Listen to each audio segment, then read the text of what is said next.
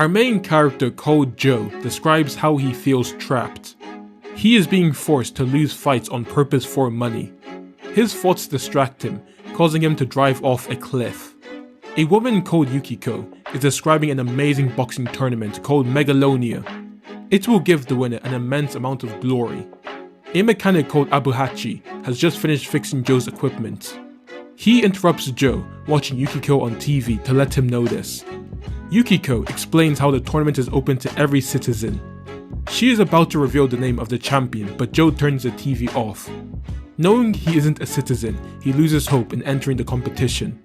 We see a man called Pops betting on an illegal dogfight. His actual name is Gankasaku, but Joe calls him Pops, so that's what I'll go with. He loses the bet, making him angry. Joe signs some papers to collect his equipment. Abuhachi lets Joe have the repairs for free, as he is grateful for the betting tips. Joe tells him to bet on him on tonight's match. When Joe arrives at his underground boxing place, two guys give him some bad news. He confronts Pops, who arranges all his matches. He said he could fight fair this time, but due to him losing money on his dog bets, he needs Joe to lose the next match. Pop calls Joe out as an illegal Megalo boxer with no ID and tells him to be grateful he can make any money at all. He throws him an earpiece before leaving. Joe puts the earpiece in before entering the arena.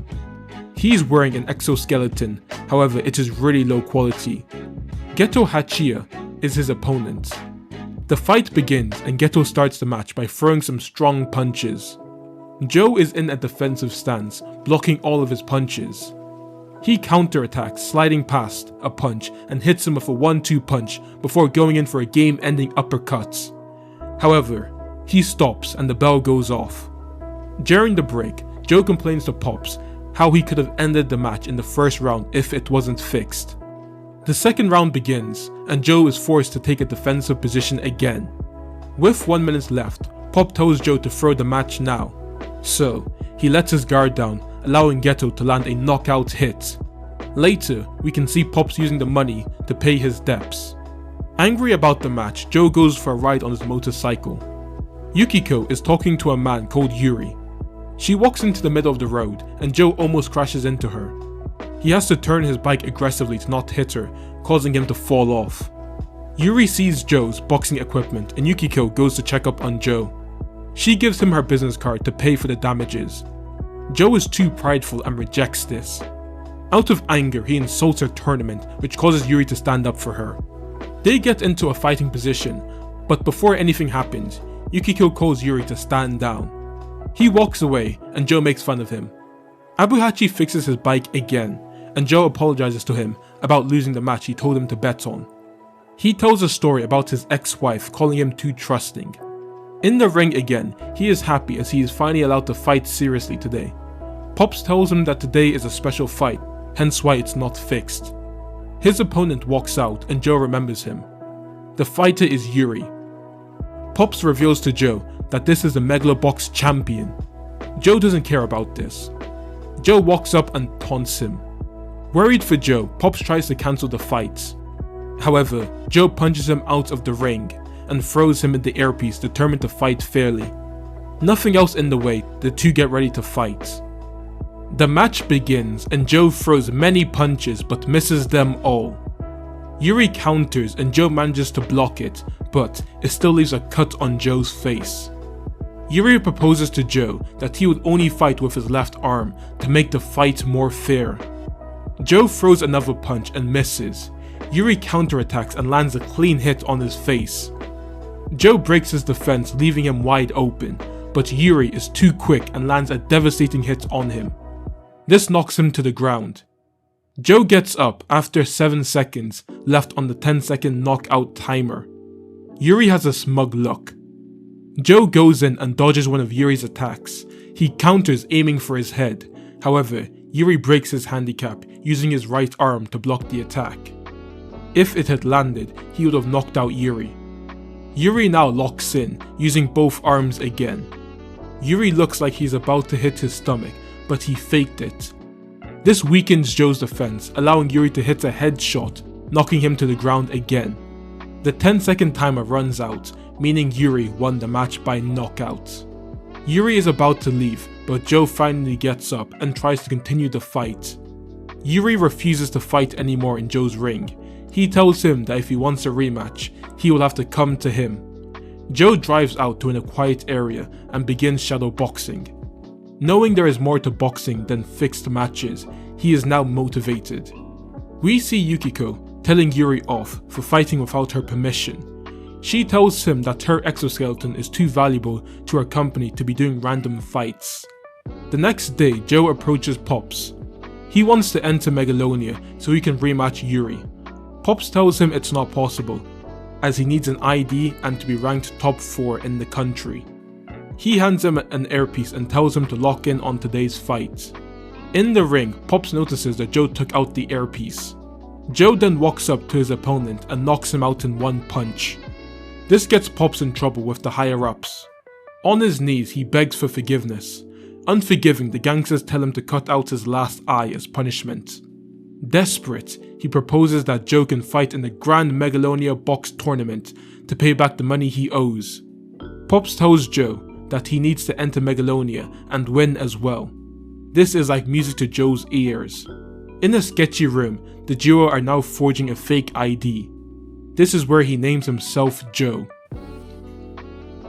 Pops goes to register Joe as a Megalo Boxer, and he is ranked last, 257 out of 257. In their house, Pops tells Joe that they have 3 months to get him into Megalonia. At best, he can get Joe up to 5 matches, so they can't afford to lose any. Pops takes Joe to a shop to buy some new Megalo boxing equipment. One piece in particular catches their eye, but it's out of their budget. A group of kids steal some cameras from a vendor. They go to the same shop as our duo to sell them for sweets. A scuffle occurs, resulting in the shopkeeper pulling out a knife. Joe protects the kid, resulting in him getting a cut on the nose. Pops has found Joe's first opponent.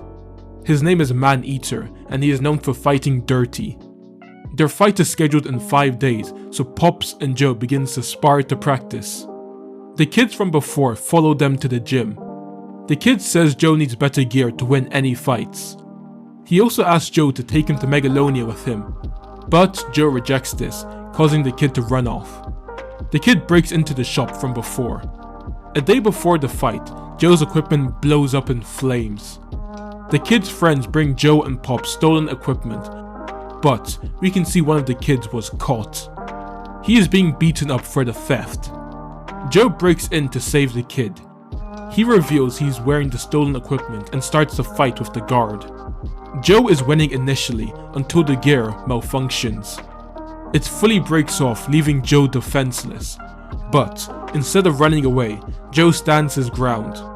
With the help of the kid, Joe manages to dodge a potentially fatal attack and land an uppercut. With this victory, Joe allows the kid to follow him to Megalonia. Gearless Joe is introduced to his first official match. A flashback shows Pops explaining to the kid how he got matches for Joe. No one wants to fight a random unknown boxer, so he created a unique selling point for Joe. He will be fighting his first few matches without any gear, giving him the nickname Gearless Joe. In the ring, the crowd are confused as to how this fight is fair. Regardless, the fight begins, and Joe lands a good hit on his opponent. He dodges a big attack and lands another big hit. Unfortunately, Man-Eater lands a good hit on Joe, taking him down to the ground.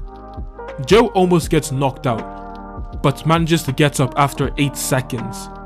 Joe isn't looking too good, and the kid and Pops are struggling. The second round begins and Joe is on the run. He gets caught and slammed to the ground. Man-Eater commits a foul, giving Joe another well-needed break. Joe is struggling to fight back, and the kid sees this. Everyone is complaining, which makes the kid cry. This causes Joe and Pops to lock in. Pops can see that Joe is struggling because he is scared. So, he gives him a plan before he goes back in. He begins to dance with the Man-Eater, like how he practiced with Pops. This eventually leads to an opening which allows Joe to land a devastating hit. Man-Eater is knocked out, meaning Joe is the winner.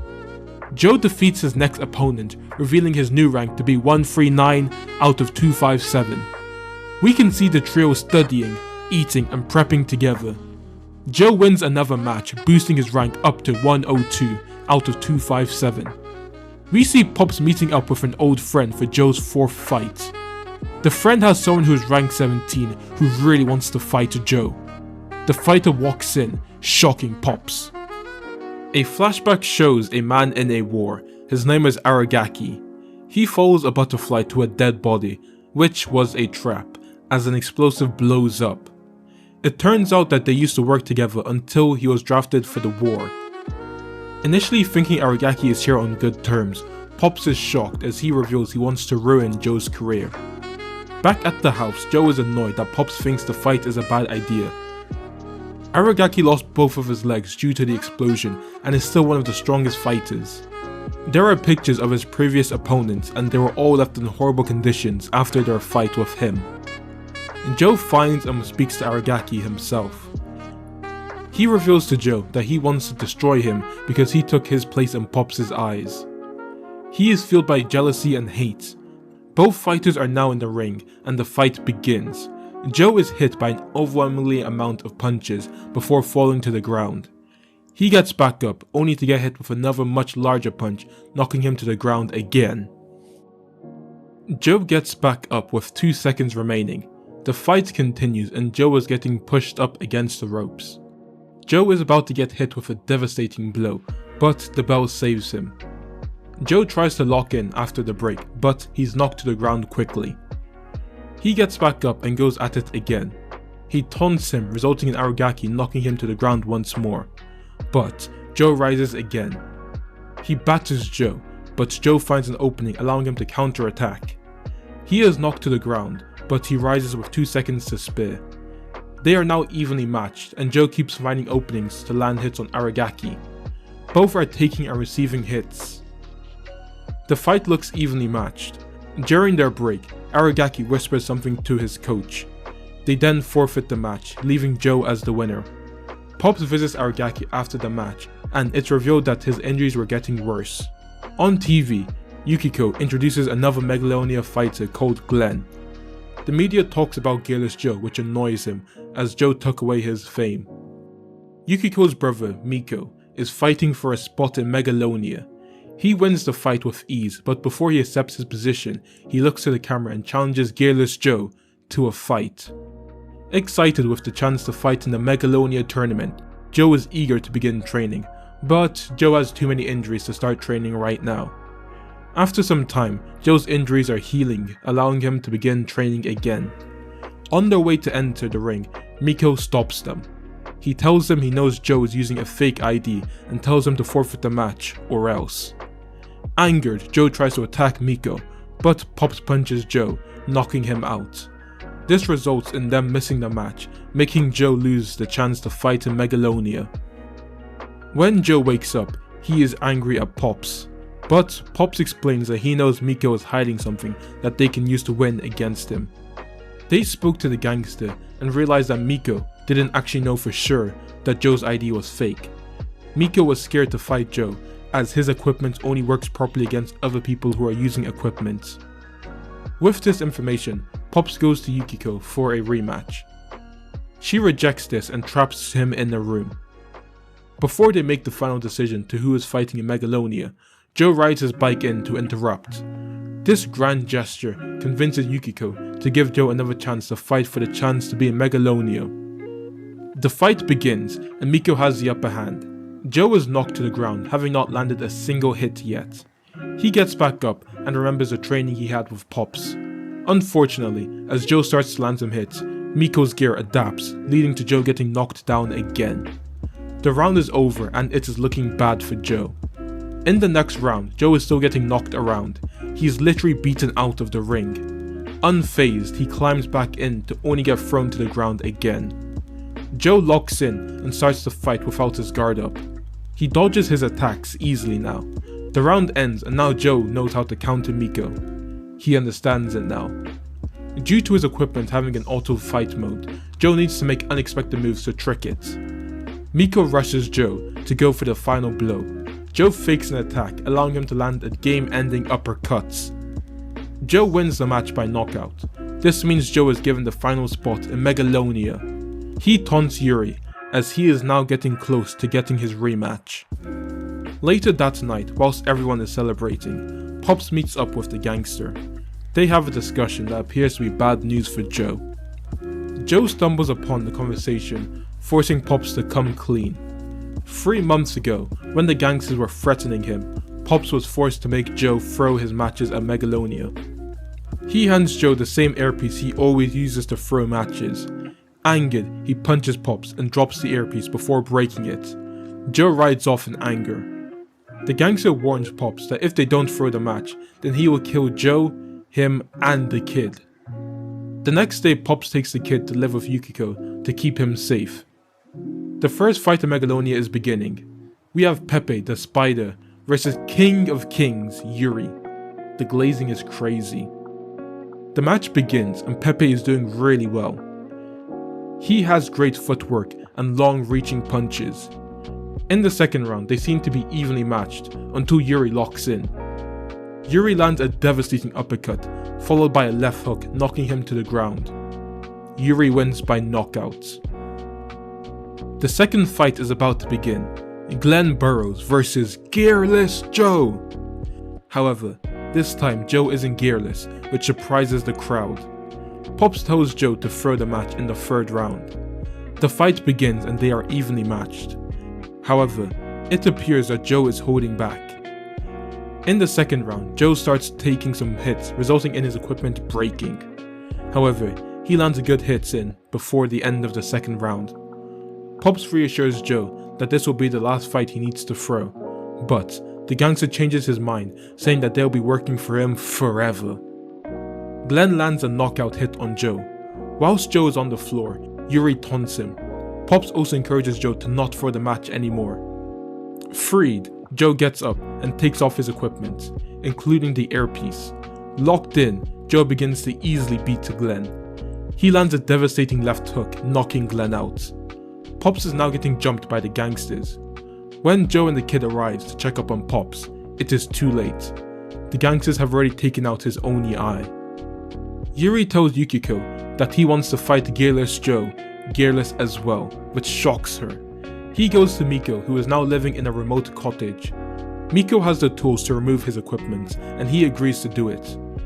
It is a rough surgery that leaves Yuri in great pain, but after some time, he begins to recover. Both Joe and Yuri now stand in the ring gearless. The fight appears to be evenly matched, both trading blows.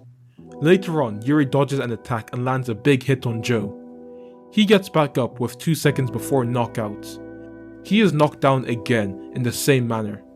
It is clear that Yuri has the upper hand in this fight, but Joe's resilience is unending. Round after round, the fight just keeps on going and going. In round 12, Joe is still being hammered by Yuri. Round 13, the duo trade blows more evenly. With 20 seconds left in the fight, they both throw their final punch. 1 year later, we see Yuri in a wheelchair and Joe moving on with his life. The winner of the fight is unclear, but who really cares? 2 fighters got to have fun in the ring. Make sure to subscribe and turn on the bell icon. Like, share and comment any other animes you would like to see recapped next. Look out and take care.